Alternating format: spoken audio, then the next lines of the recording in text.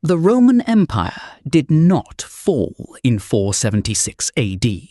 That date was invented over 1,300 years later by one man writing one book. Rome never fell. It just stopped being called Rome, and I can prove it 3 separate ways. By the end of this video, you will realize Rome isn't ancient history. It's the water you're swimming in right now. Because Rome didn't die once, it transformed 3 times.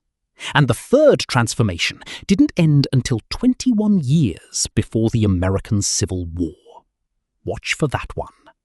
So let's start with what actually happened in 476. Here's the fall of Rome. A 17-year-old boy named Romulus Augustulus is removed from the Western throne by a Germanic commander named Odoacer. That's it. No great battle, no burning city. A teenager, quietly replaced. And while that happened, the Roman emperor in Constantinople, the actual seat of Roman power for over a century, was still on his throne, governing, collecting taxes, running the wealthiest empire on earth. The East didn't survive the fall of Rome. It barely noticed it. So, if Rome didn't fall in 476, where did that date even come from? One British historian, the year 1776, and what he did with a single book rewired how the entire Western world thinks about history. Here's the con. The phrase decline and fall of the Roman Empire comes from Edward Gibbon, writing in 1776, 1,300 years after the events he was describing.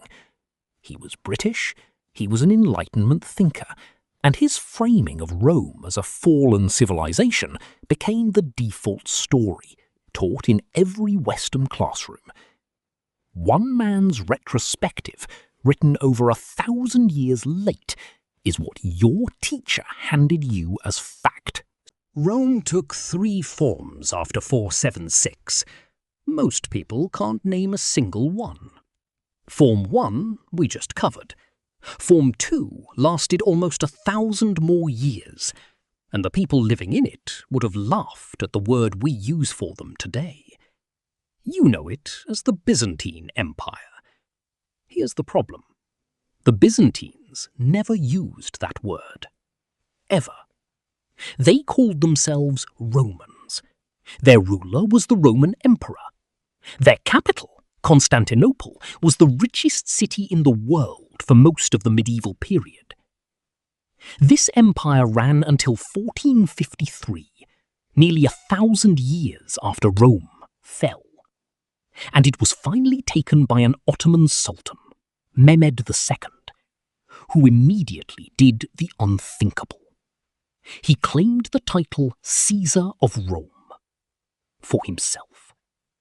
The man who ended the Roman Empire declared himself its continuation. And here's where this stops being about dead emperors and starts being about you.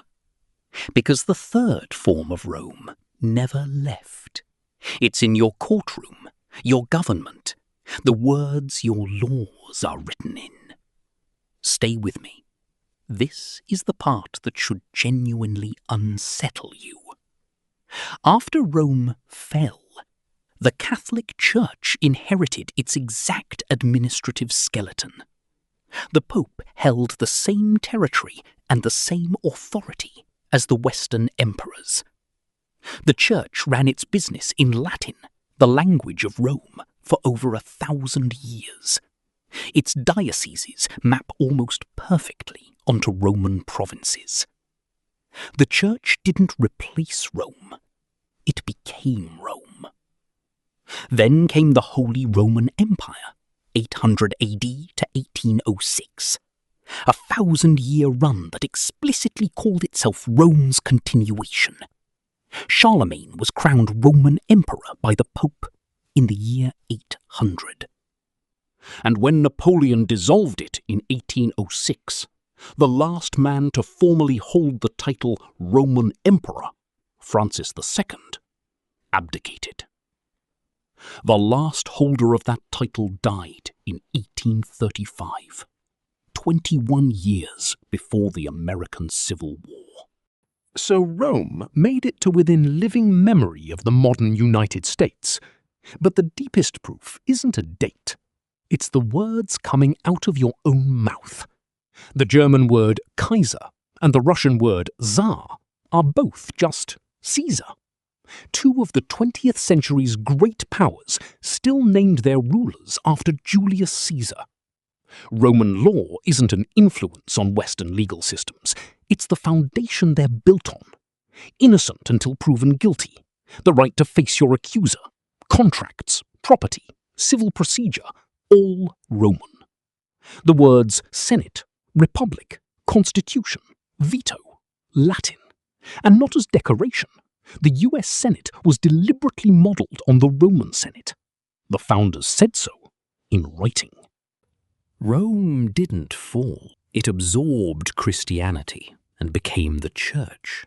It moved east and ruled as the Roman Empire for another 1,000 years. It rebranded as the Holy Roman Empire and ran Europe until Napoleon. And it buried itself so deep in your law, your language, and your government that you cannot function in modern society without using it. The question isn't when Rome fell. The question is whether it ever stopped. Because if Rome is the legal system you live on, the language your institutions speak, and the architecture your government runs on, then Rome isn't history. Rome is the water you're swimming. When did you first realize that? Drop it below. Dig deeper. Find more.